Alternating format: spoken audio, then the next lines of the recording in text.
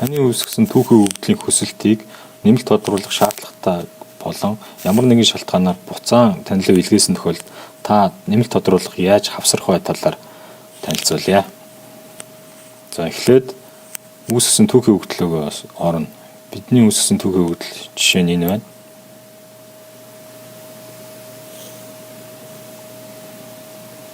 За энд байна.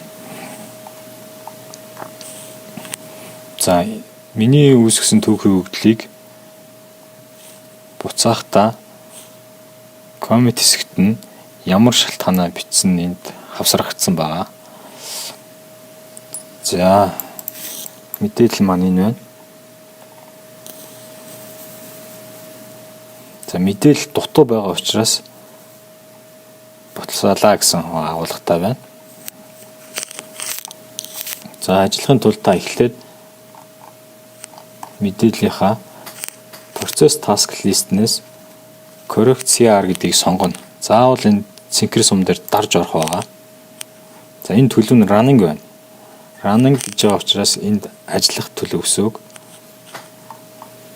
За уг синхрон дэвсгэртэй хэсэгт ажиллаж нэмэлт тодруулга болон өөрчлөлтийг илгээх байгаа. За энд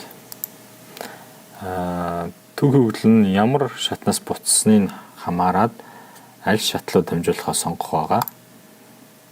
За энд үүсгэж байгаа сар бол автоматар бүглэгдэнэ.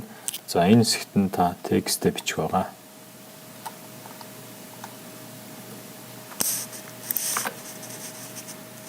За тодруулгыг бас файл авсаргаж болно тодруулгад.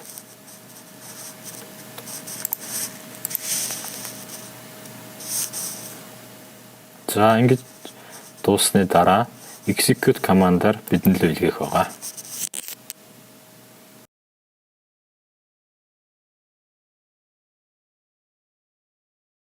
Амжилттай илгээлээ. За дараагийн шатлуугаа илгээгдсэн байна.